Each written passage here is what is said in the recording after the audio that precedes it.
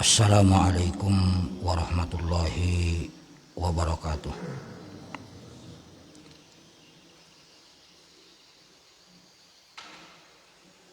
Alhamdulillahi rabbil alamin, wal aqibatu lil muttaqin, wala udwana illa 'alal zalimin. Asyhadu an la ilaha illallah wahdahu la syarikalah, al-malikul haqqul mubin, wa asyhadu anna nabiyyana Muhammadan abduhu wa rasuluh, shadiqul wa'dil amin. Allahumma sholli wa sallim wa barik wa tahannan ala nabiyyina Muhammadin wa ala alihi wa sahbihi ajma'in, amma ba'du. Bapak-bapak dan ibu-ibu jamaah salat subuh serta kajian ba'da subuh yang sama-sama dirahmati Allah Subhanahu wa ta'ala. Kembali kepada permasalahan mengumumkan berita kematian melalui mikrofon masjid.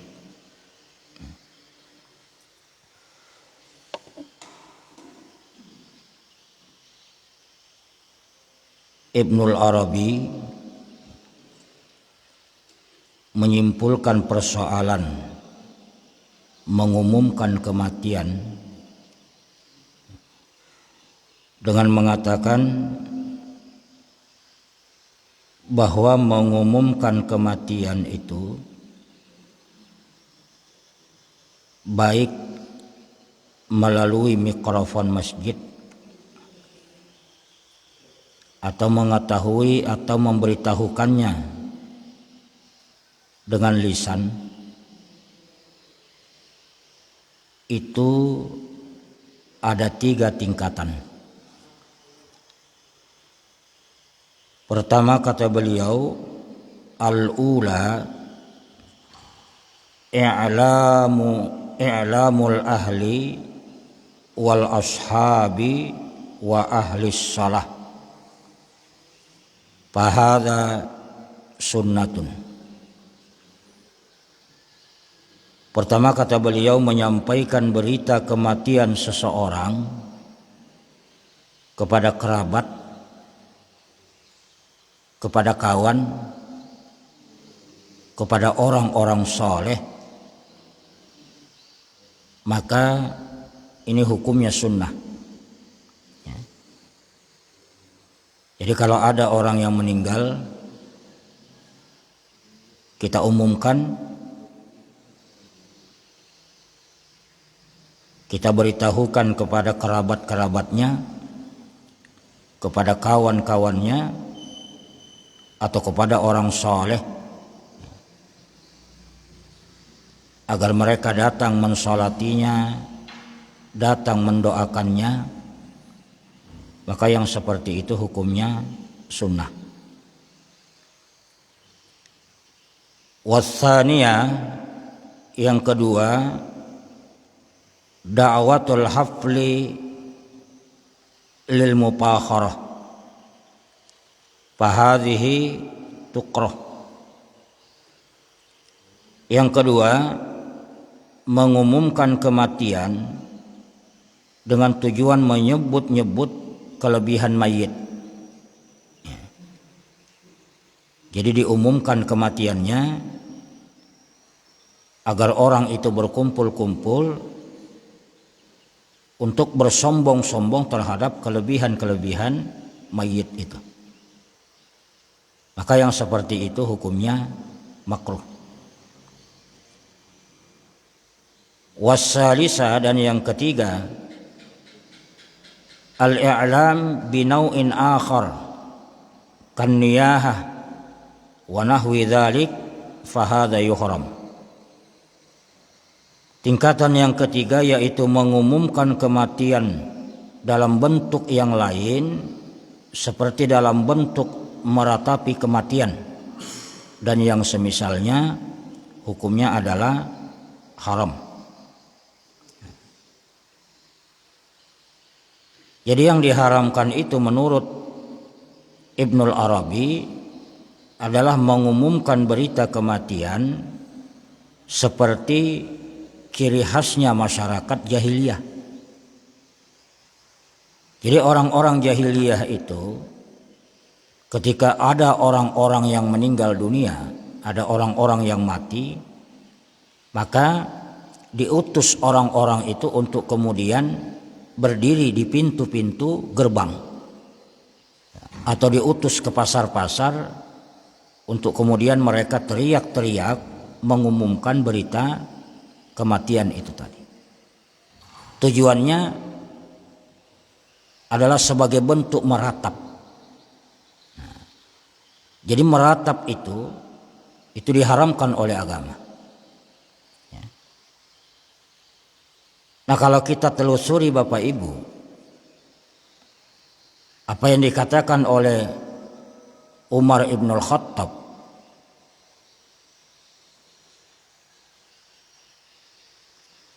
kepada salah seorang sahabat, apakah perempuan-perempuan kalian berkumpul-kumpul setelah terjadinya kematian pada seseorang?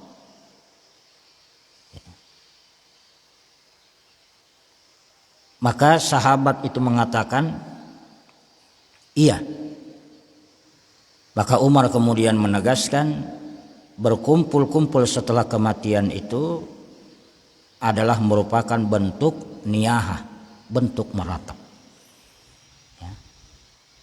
Jadi kalau kita memahami apa yang dikatakan oleh Umar ibn al-Khattab itu, ternyata meratap itu tidak harus meneteskan air mata.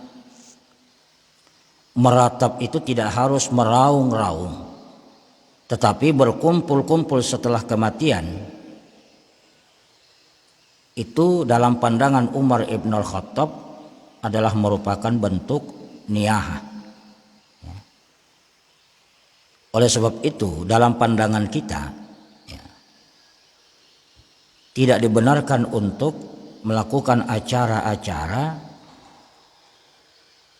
baik meninggal hari, menuju hari dan seterusnya itu setelah kematian yang dibebankan kepada ahlul mayyit. Beberapa waktu yang lalu Bapak Ibu, ketika mengisi di satu tempat di Kalsel, ada salah seorang yang bertanya terkait dengan kebiasaan kifayah pada saat ini. Di awal-awal kifayah itu beberapa tahun ke belakang itu memang tidak ditemukan kebiasaan dan tradisi itu.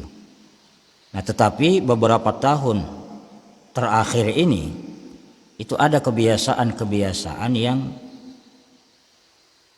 menimbulkan kontroversi. Apa itu? Menyiapkan makanan baik itu berupa nasi, soto atau wadai-wadai, kue-kue kepada orang-orang yang datang dari berbagai daerah Pahuluan itu. Misalnya ada kematian di Mujahidin, nah, salatnya di Mujahidin Barabai. Jadi orang-orang yang datang itu dari berbagai tempat, dari rantau, bahkan dari Tamiang, dari HSU, HSS misalnya, dari Balangan, dijamu ya, dengan teh, dengan kopi, dengan wadai-wadai gitu. Nah, sebahagian ada yang menjamu dengan makanan. Nah, ini menimbulkan kontroversi. Karena ternyata yang ikut kifayah itu tidak melulu warga Muhammadiyah atau simpatisan Muhammadiyah.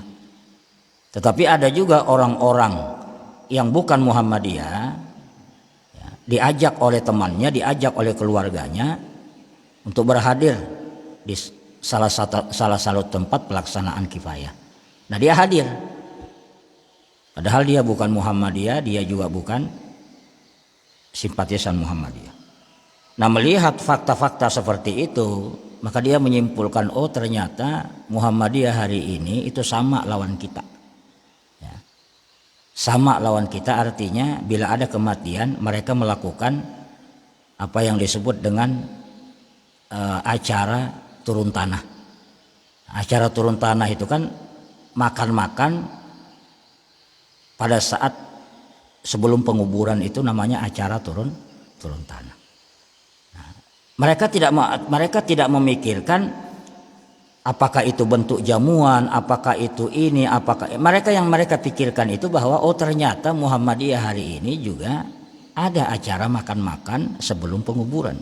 Berarti Muhammadiyah hari ini sama kita. Kita kayak itu juga ya. Nah, mendengar itu maka timbullah kontroversi tadi. Timbul kontroversi. Lalu kemudian dirapatkan itu.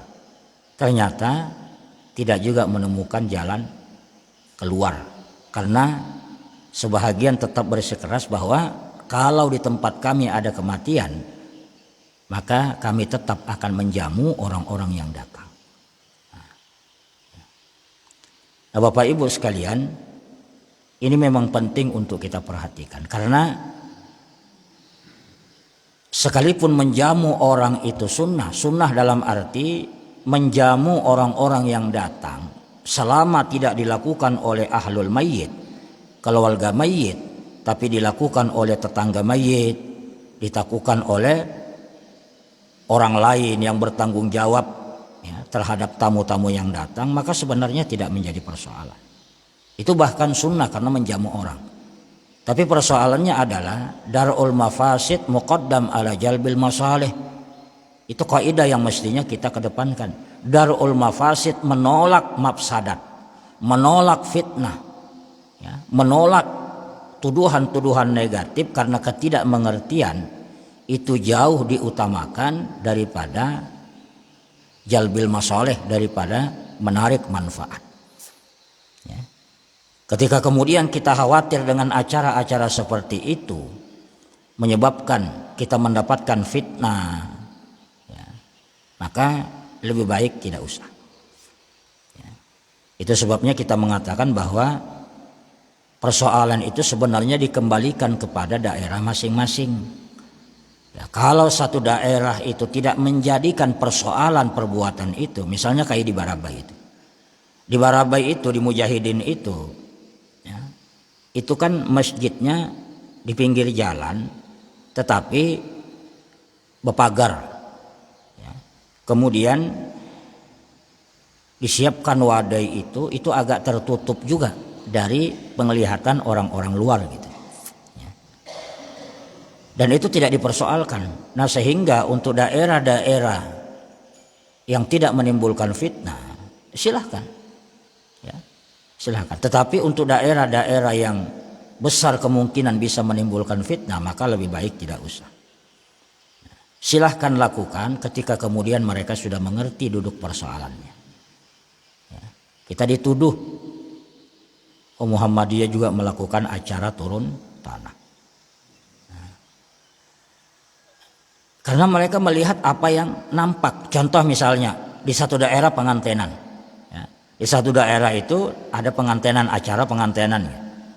Nah, pada saat yang bersamaan ke tempat itu ada undangan kifayah. Ya, ada undangan kifayah. Jadi begitu jamaah kifayah ini datang, otomatis karena yang mengadakan acara pengantenan ini adalah salah satu warga Muhammadiyah, maka tamu-tamu yang datang, undangan-undangan kifayah yang datang itu, ya selajur disuruh makan. Silahkan naik ke rumah gitu kan. Silahkan naik ke rumah. Di situ ada soto, di situ ada gado-gado, di situ ada nasi goreng segala macam. Jadi orang-orang yang ikut yang tidak mengerti duduk persoalannya menganggap oh di sini ternyata bermakanan juga. Nah, itu kan menjadi fitnah seperti itu. Ya. Nah kalau di sini ulun kada tahu apakah dijamu atau tidak dijamu. Cuma kalau dijamu atau tidak dijamu di sini itu tidak ketahuan juga. Ya. Nah, wadai misalnya. Karena gini, ada salah seorang yang mengatakan ke ulun, agak repot juga ustadznya. Misalnya kita sholat kifayah ke rantau, kita berangkat jam 10, berangkat dari jam 10 ya. Nah, sampai ke rantau, misalnya acaranya imba juhur, atau berangkat jam 11 misalnya, jam setengah 11, kan laju tuh, supaya bisa sampai ke rantau. Tuh kalau sempat singgah di warung, kalau sempat makan misalnya. Jadi begitu sholat kifayah, sholat zuhur, gulukan parut nih, mau kelaparan. Nah, tapi maunya disambut juga. Nah, kalau ada orang yang bukan Muhammadiyah hadir sehingga itu nanti membawa kisah-kisah negatif keluar. Jadi serba salah juga. Dijamu, ada yang menuduh acara turun tanah, tamu kada dijamu, ya tamunya sholat dalam keadaan kelaparan. Belum lagi kalau misalnya kifayah itu ada 3, ngejar waktu itu. Nah, sampai singgah di warung saja kadang-kadang tidak sempat karena mengejar kifayah. Nah, jadi memang dikembalikan kepada kondisi setempat. Ya. Itu sunnah hukumnya. Ya, sunnah hukumnya menjamu. Nah jadi kita itu perkembangan yang kita dapatkan ya. Lalu kemudian kita kembalikan kepada yang tadi. Bagaimana hukumnya mengumumkan berita kematian melalui mikrofon masjid? Ya sah-sah saja. Selama niat kita adalah memberitahukan kepada orang-orang agar mereka datang ke tempat duka guna mendoakan. Ya, guna mendoakan. Tidak bermaksud untuk an-na'yu, ya, memberitahukan kematian seseorang dengan maksud niyahah, ya, dengan maksud untuk agar orang-orang itu meratapi, menyesali kematian si fulan dan lain-lain. Nah, karena mengumumkan berita kematian yang diharamkan itu adalah mengumumkan kematian sebagaimana ciri khas orang jahiliyah, yaitu berteriak-teriak di pintu rumah, di pasar-pasar atau dari tempat yang tinggi dengan maksud menampakkan kedukaan, kesedihan secara berlebihan. Nah, kalau kita kan mengumumkan biasa saja, inna lillahi wa inna ilaihi rajiun, telah berpulang ke rahmatullah, ya, sahabat kita, guru kita si fulan, ya. Itu ya. Nah, itu dibolehkan, yaitu menurut Ibnul Arabi. Jadi dibolehkan. Nah, kalau di dalam kitab yang kita bacakan tadi itu kan, itu dianggap sebagai sebuah bentuk kebid'ahan, ya. Dianggap sebagai sebuah bentuk kesalahan.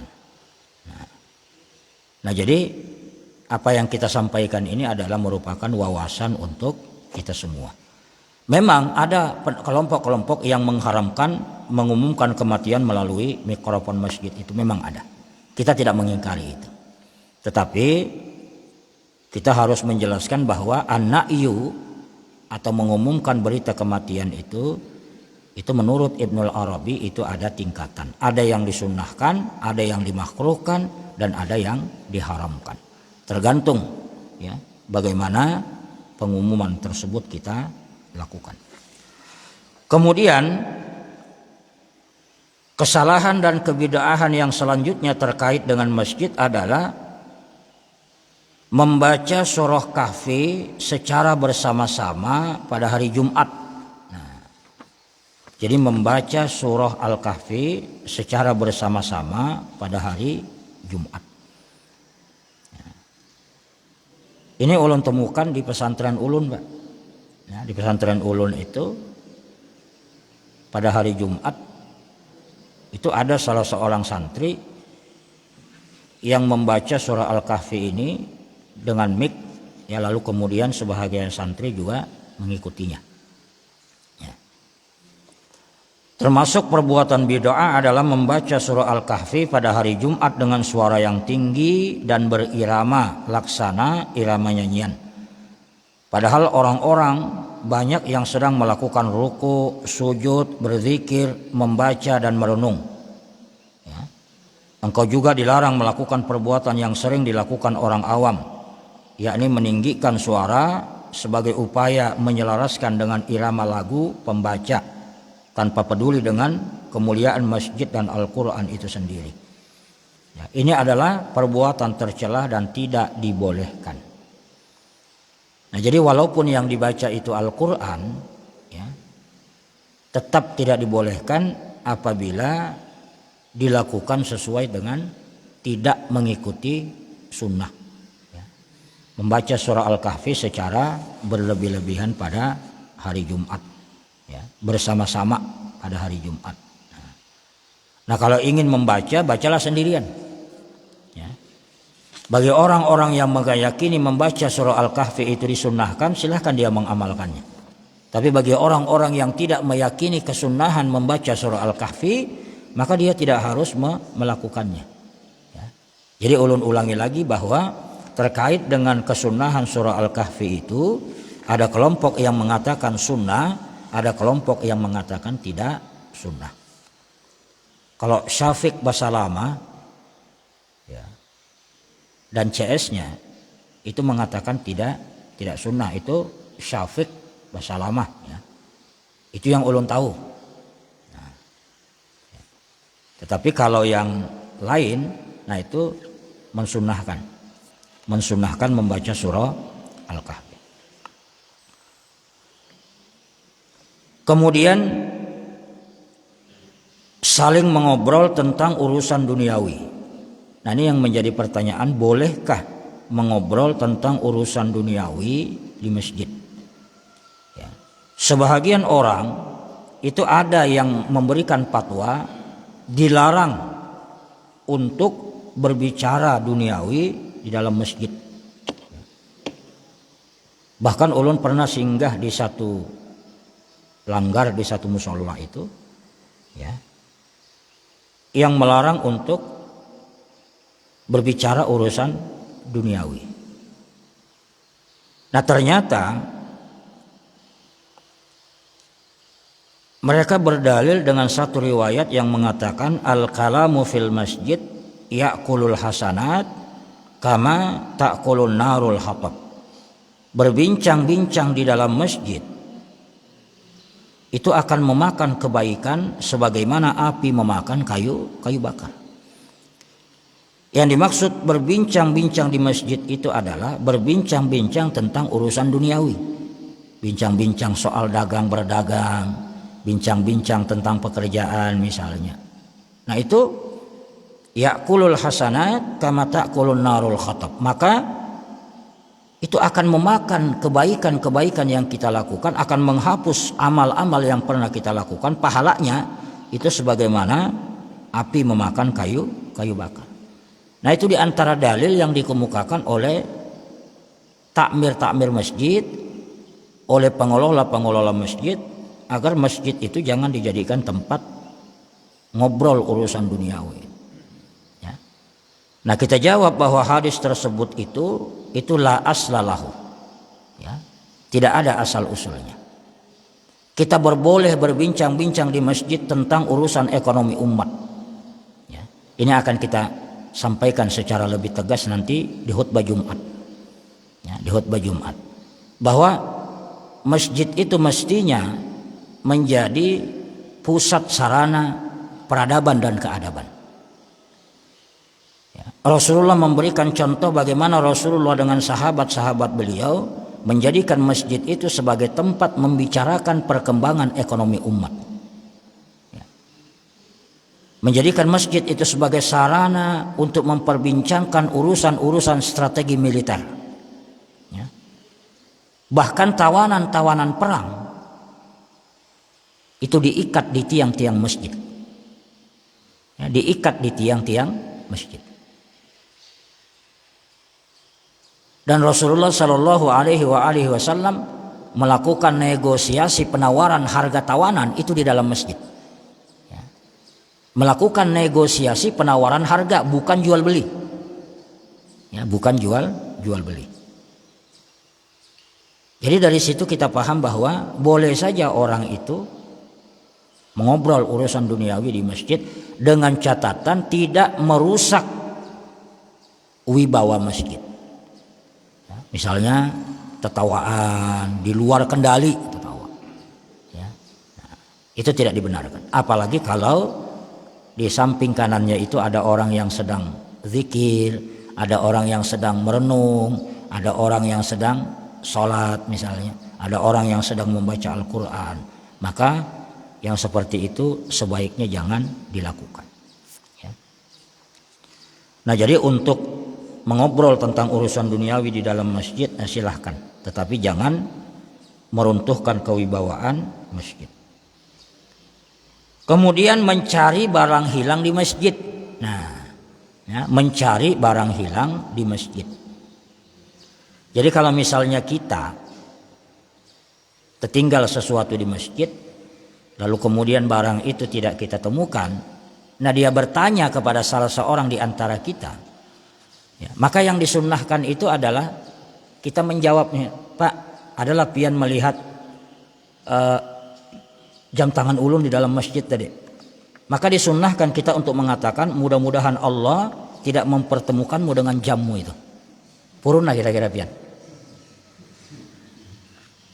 Pak Udin misalnya bertakun lawan ulun, Ustaz, adalah pian melihat jam di dalam masjid, adalah pian melihat kacamata ulun dalam masjid. Maka disunnahkan bagi kita untuk mengatakan mudah-mudahan Allah tidak mempertemukan barangmu yang hilang denganmu. Ya.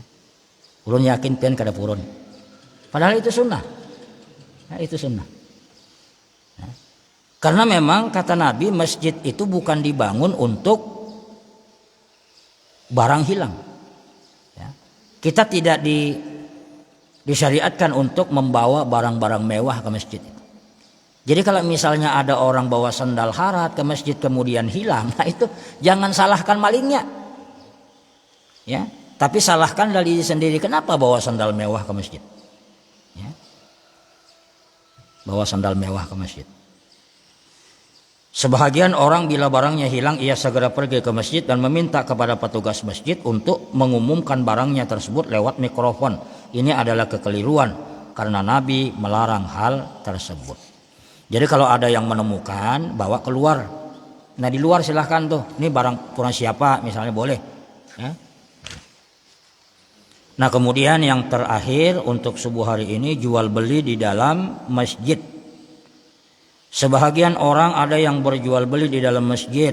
Nabi melarang hal tersebut. Beliau berkata, "Idza ra'aitum man yabi'u aw yabta'u fil masjid, faqulu lahu la arbahallahu tijaratak." Apabila kalian melihat seseorang berjual beli di dalam masjid, maka katakanlah kepadanya, semoga Allah tidak memberikan untung kepadamu dalam perdaganganmu. Nah, itu disunahkan untuk mendoakan mudah-mudahan orang yang jual beli di dalam masjid itu tidak untung. Nah, karena kita dilarang berjual beli di dalam masjid. Nah sementara itu untuk subuh pagi hari ini, silahkan kalau ada hal-hal yang perlu di-share, ditanyakan atau dicurhatkan. Itu aja dulu. Mudah-mudahan bermanfaat. Assalamualaikum warahmatullahi wabarakatuh. Nah silakan Pak. Bebas saja. Kada pasti persoalan masjid.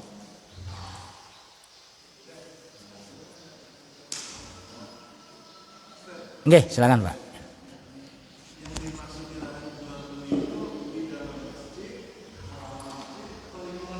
Oke. Nah ini pertanyaan yang bagus ya. Bagus itu kenapa? Karena memang sampai hari ini banyak orang yang mempertanyakan itu. Batasan masjid itu sesungguhnya yang mana?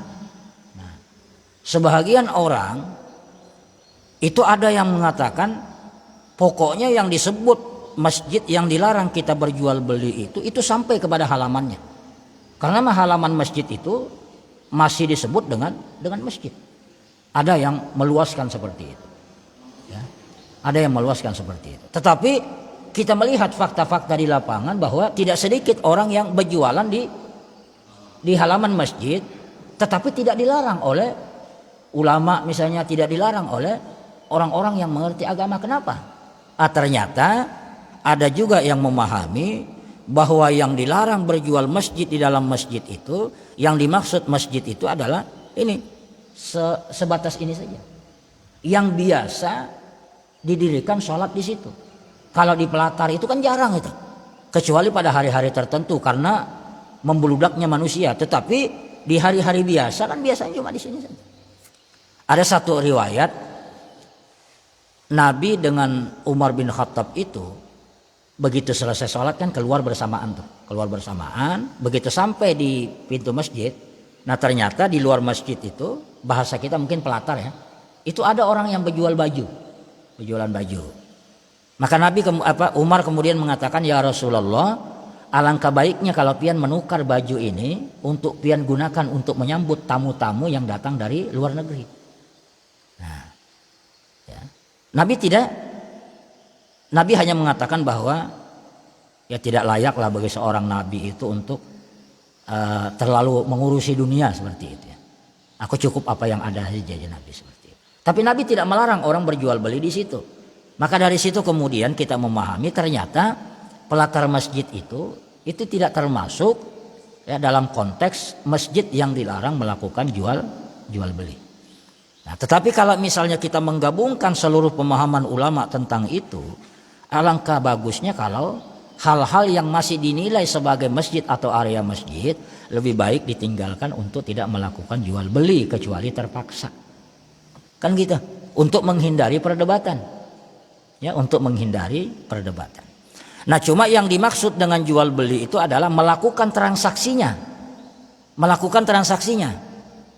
Nah, ada ulama yang mengatakan kalau misalnya ulun ke wadah Pak Idil kan menukar makanan, tapi berhutang di masjid, ulun bayari, di masjidnya membayari, maka yang seperti itu menurut sebahagian ulama itu tidak termasuk transaksi. Karena dia hanya sekadar membayar hutang, bukan jual beli. Nah, itu. Ada yang seperti itu.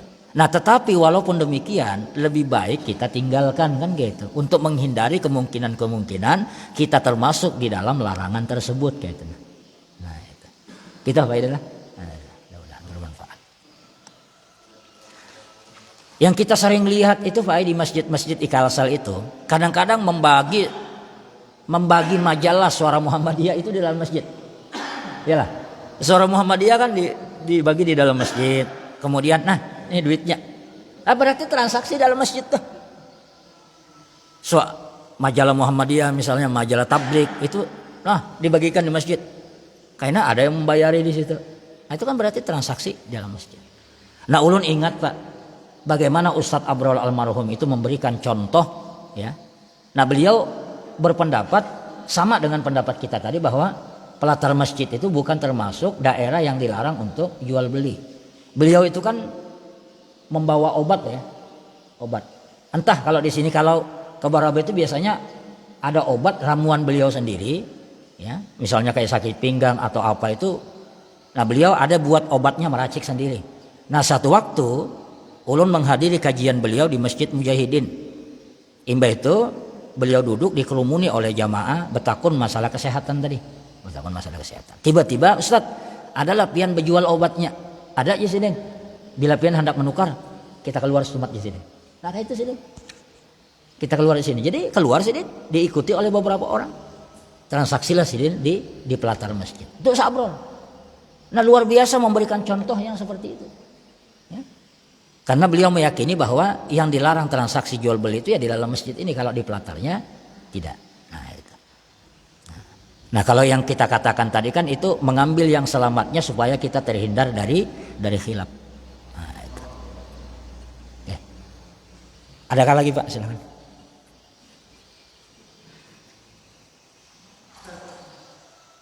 Oke.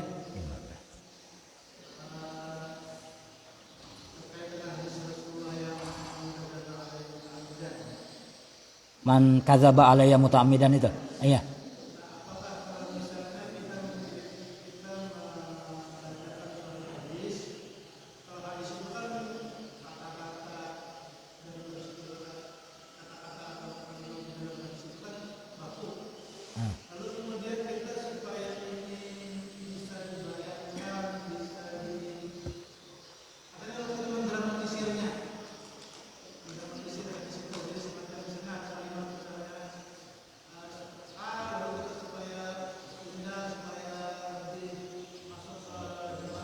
Oh iya.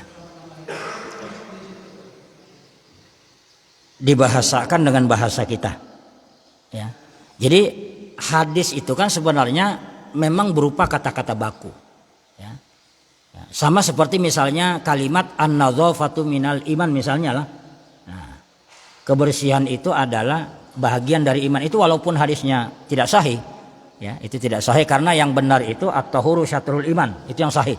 Ya. Katakanlah misalnya ada hadis an-nadzafatu minal iman. Itu kan bakunya.